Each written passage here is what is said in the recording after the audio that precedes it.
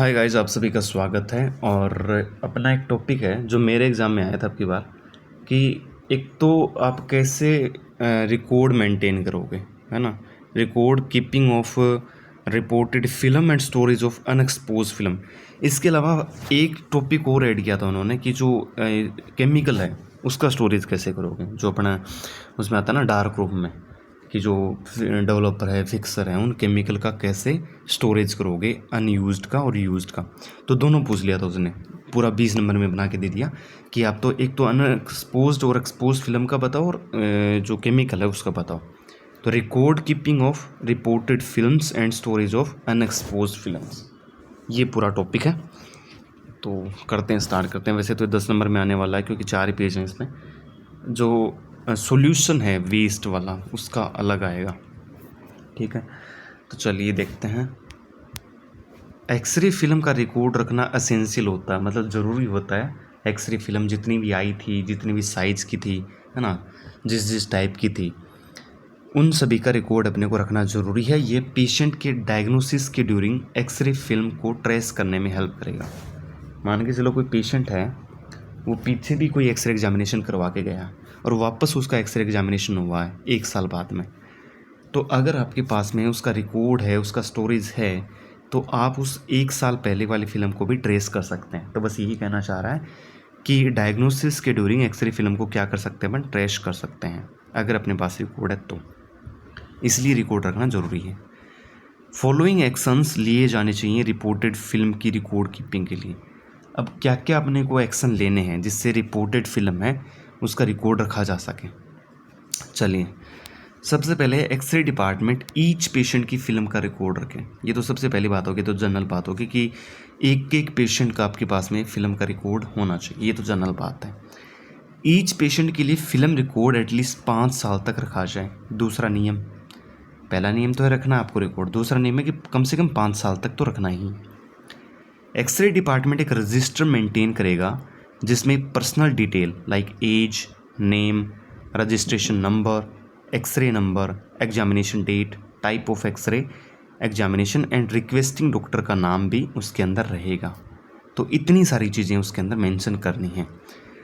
किसके अंदर? जो एक्सरे डिपार्टमेंट रजिस्टर रखेगा उसके अंदर, ठीक है। उसमें पर्सनल डिटेल आ जाएगी, उसकी पेशेंट की एज क्या है, उसका नाम क्या है, उसके हॉस्पिटल रजिस्ट्रेशन नंबर कितने हैं, एक्सरे कौन सा नंबर का है ना, एग्जामिनेशन की डेट क्या थी, किस टाइप का एक्सरे एग्जामिनेशन हुआ था, चेस्ट का हुआ था, हिप का हुआ था, या फिर लंबर स्पाइन का हुआ था, थोरेसिक का हुआ था, ये सब चीज़ें।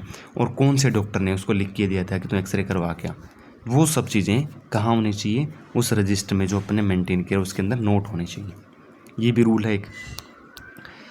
एक्सरे फिल्म को ड्राई सेपरेट रूम में केप्ट किया जाए। अब अपन स्टार्ट कर रहे हैं कि कैसे स्टोरेज करेंगे, ठीक है। तो एक्सरे फिल्म को ड्राई, सूखा कमरा होना चाहिए और अलग से होना चाहिए कहीं पे, उसके अंदर उसको रखेंगे और अपराइट पोजीशन में रखा जाएगा, मतलब खड़े टाइप में। ऐसे नहीं कि प्रेशर लग रहा है कि ऊपर एक रख दें, नहीं, खड़ी पोजीशन में होनी चाहिए। जैसे लाइब्रेरी में बुक रखी होती है ना, एक एक ऐसे लाइन बाय लाइन, वैसे रखनी है अपराइट पोजीशन में सबको। एक्सरे फिल्म को एनवेलूप में प्लेस करके उसको मंथ एंड ईयर वाइज रखा जाए।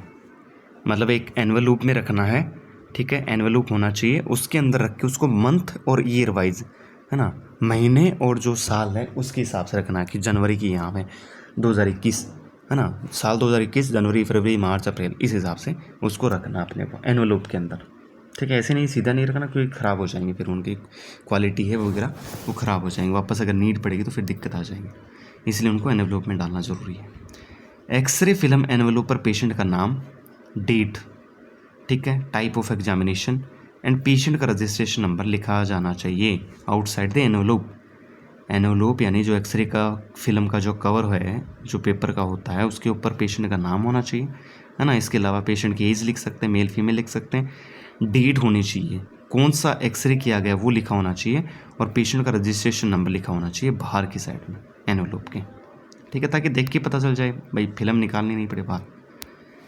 अगर सेम पेशेंट का अनदर एक्सरे एग्जामिनेशन परफॉर्म किया गया है तो न्यू एक्सरे फिल्म को प्रीवियस फिल्म के साथ सेम एनवेलप में प्लेस किया जाए। पेशेंट अगर सेम है, जैसे कोई सेम पेशेंट आ गया, ठीक है, उसका कोई और एग्जामिनेशन भी आ गया, जैसे 2021 में कुछ उसका लंबर स्पाइन था और अब की बार उसका थोरेसिक आ गया, 1 साल बाद में, ठीक है। तो उसको अपन क्या करेंगे, जो पुरानी वाली फिल्म थी ना एनवेलोप, उसके साथ में डाल देंगे उसको इस एनवेलोप में, ठीक है।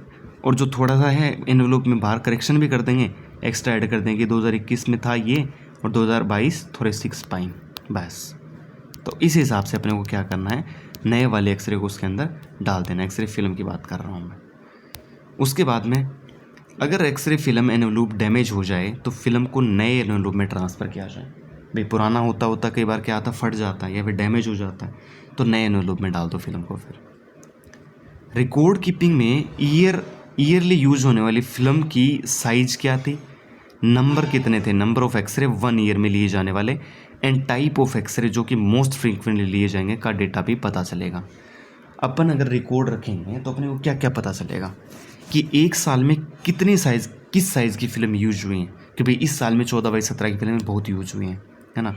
उससे अपने को ये पता चलता है कि किस टाइप के एक्सरे आए थे उस साल में, क्योंकि मोस्टली बड़े वाले एक्सरे, चेस्ट का तो छोटी फिल्म पे आ जाता है ना। चेस्ट एपी है वो बड़ी फिल्म पे लेते हैं अपन, चेस्ट पी है वो सारी छोटी छोटी फिल्मों पे ले सकते हैं, ठीक है। तो उस चीज़ से अपन पता चलता था कि मोस्टली है वो लंबी जो एनाटॉमी है ना, लार्ज एनाटॉमी के एक्सरे ज़्यादा हुए हैं इस साल में, है ना। और नंबर ऑफ एक्सरे 1 ईयर में पता चल जाएगा। इसके अलावा टाइप ऑफ एक्सरे जो मैं बता रहा हूँ अभी, नंबर के हैं, किस टाइप के हैं, वो पता चल जाएगा, जो मोस्ट फ्रिक्वेंटली बार बार लिए जा रहे हैं। तो उन सब चीज़ों का डेटा अपने को रिकॉर्ड रखने पर ही पता चल पाएगा।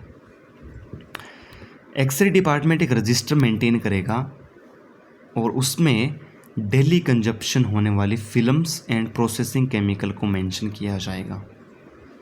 तो एक्सरे डिपार्टमेंट एक रजिस्टर मेंटेन करेगा जिसके अंदर क्या लिखेगा कि डेली कितनी फिल्मों, किस टाइप की फिल्मों का कंजप्शन हो रहा है, किस टाइप की फिल्में यूज ज़्यादा आ रही हैं।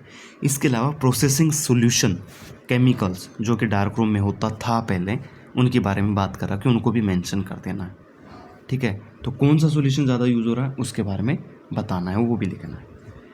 तो ये तो फिल्मों के बारे में हो गया कि भाई एक्सपोज हो चुकी फिल्मों के साथ क्या करना है आपको। अब अनएक्सपोज्ड एक्सरे फिल्म का स्टोरेज कैसे करेंगे, जो एक्सपोज नहीं हुई है उनके बारे में बात करते हैं। अनएक्सपोज रेडियोग्राफी फिल्म को रेडिएशन से मस्ट सील्ड किया जाए, क्योंकि उसके अंदर आर्टिफैक्ट आ सकते हैं अगर उसके जो एक्सपोजर लग गया तो, रेडिएशन लग गई तो। इसलिए बोलते हैं ना डार्क रूम से, जो डार्क रूम में फिल्म स्टोरेज होता है वो थोड़ा एक्सरे रूम से दूर होना चाहिए, ठीक है। रेडिएशन वाले जो एक्सरे रूम होता है जहाँ पे पेशेंट का रेडिएशन से एक्सपोज करते हैं अपन, तो उस वाले रूम से दूर होना चाहिए। इसलिए फिर बोला कि सील्डिंग करनी ज़रूरी है उस चीज़ की, फिर इसलिए बोला है अनएक्सपोज रेडियोग्राफी फिल्म की सील्डिंग करनी पड़ेगी अपने को। फिल्म को कूल एंड ड्राई प्लेस में रखा जाए, ठंडी जगह, सूखी जगह पे जहाँ पे मॉइस्चर नहीं हो, है ना, नमी नहीं होनी चाहिए। हाई टेम्परेचर क्या करेगी, फिल्म का जो इमल्सन है उसको स्पॉइल कर देगी। अगर टेम्परेचर ज़्यादा होगा तो इमल्सन है वो स्पॉइल हो जाएगा, मतलब उसमें से उखड़ने लगेगा इमल्सन, तो फिर क्वालिटी तो चली जाएगी फिल्म की। इसलिए बोल रहा है फिल्म को एक्सरे रूम के नियर स्टोर नहीं करें। देखो बोल रहा ना, एक्सरे रूम के पास में स्टोर नहीं करना, क्योंकि एक्सपोजर जैसे ही लगेगा तो आपकी फिल्म है वो फोग हो जाएगी, उसके अंदर फोग आ जाएगा। इसलिए बोल रहा है ये कि वहाँ पे उसके पास में स्टोर नहीं करना है, नियर स्टोर नहीं करना है। एक्सरे फिल्म को अपराइट पोजीशन, पहले बताया था प्रेशर सेंसिटिव होती हैं, इसलिए अपराइट पोजीशन में रखा जाए, ना कि एक के ऊपर एक, कंप्रेशन नहीं होना चाहिए आपस में, ठीक है। तो एक्सरे फिल्म को अपराइट पोजीशन में प्लेस करेंगे ताकि कंप्रेशन से प्रिवेंट किया जा सके, वो सेंसिटिव होती हैं। उसके बाद में आता है अनएक्सपोज्ड फिल्म को बॉक्सेस में रखा जाए एंड उस बॉक्सेस को डे लाइट और फिर वाइट लाइट से कभी भी ओपन या फिर अदरवाइज खोला नहीं जाए, नहीं तो अदरवाइज़ क्या हो जाएंगे, वो फोग आ जाएगा उनमें। तो अनएक्सपोज फिल्म जो एक्सपोज नहीं हुई हैं उसके बॉक्स को उनको बॉक्स में रखना एक तो, है ना, और उस बॉक्स को डे लाइट और वाइट लाइट में नहीं लेके आना कभी भी, नहीं तो क्या होगा, उसके अंदर फोग आ जाए। तो ये बात भी अपन ने ध्यान रखनी है अनएक्सपोज्ड फिल्म के साथ में, ठीक है। चलो उसके बाद में क्या है, उसके बाद में आता है डिस्ट्रीब्यूशन ऑफ रिपोर्टेड फिल्म्स, कि डिस्ट्रीब्यूशन कैसे करेंगे जो रिपोर्टिंग हो चुकी है उन फिल्म की, है ना। रेडियोलॉजिस्ट ने रिपोर्टिंग कर दी है, अब उसको बांटना है, डिस्ट्रीब्यूट करना है पेशेंट के अंदर, तो वो कैसे करेंगे उसके बारे में।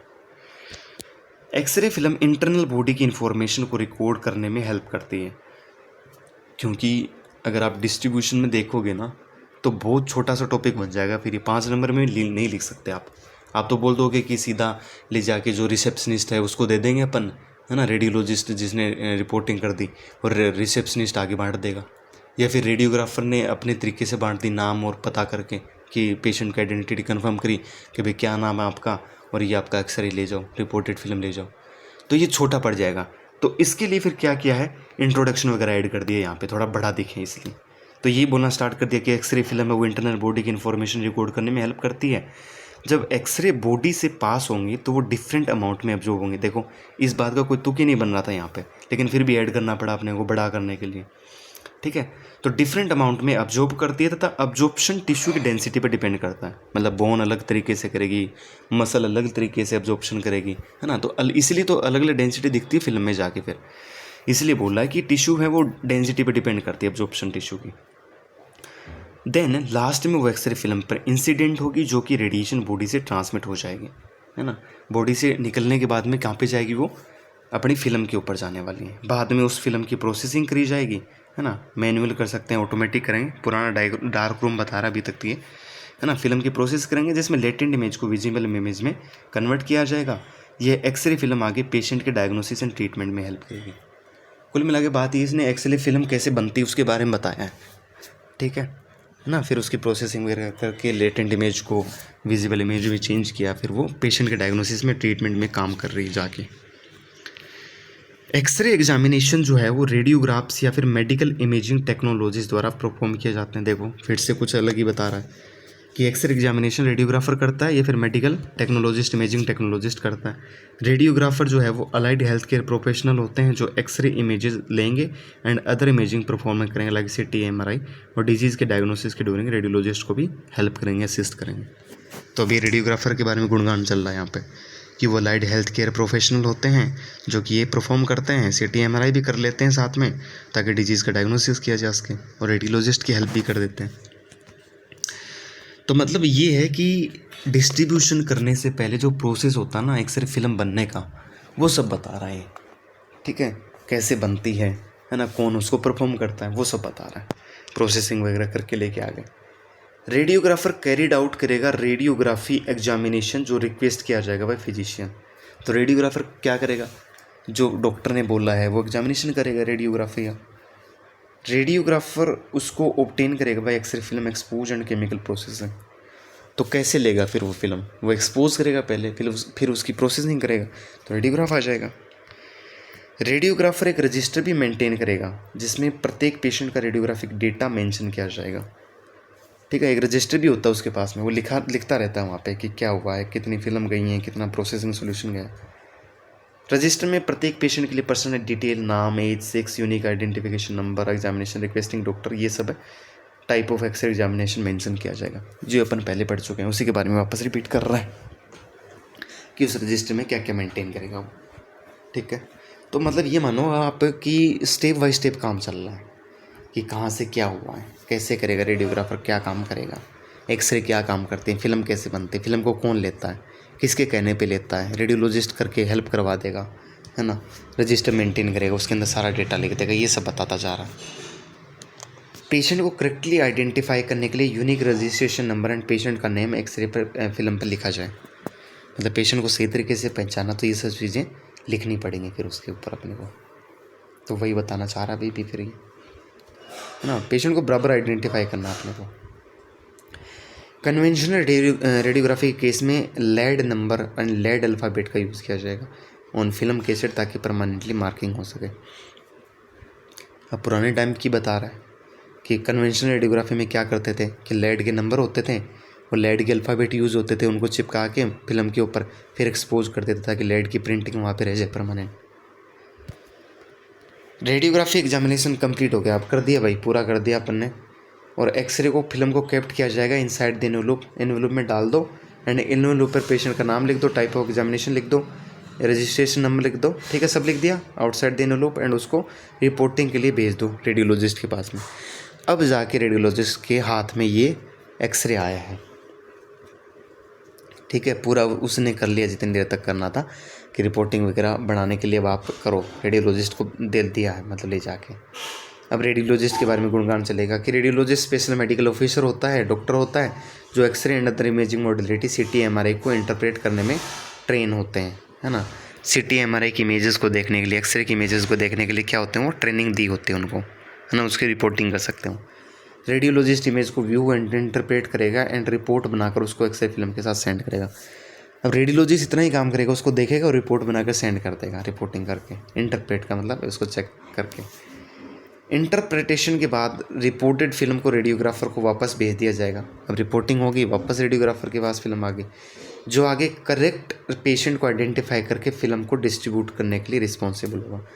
जो पूरे टॉपिक की मेन लाइन है ना, बस ये 2 ही हैं, छोटे छोटे पैराग्राफ इसी के अंदर है, 2 ही पॉइंट हैं कि रिपोर्टेड फिल्म मिल गई रेडियोग्राफर को, अब वो पेशेंट को करेक्टली ढूंढ के आइडेंटिफाई करके उसको दे देगा, रिस्पॉन्सिबल वही होगा।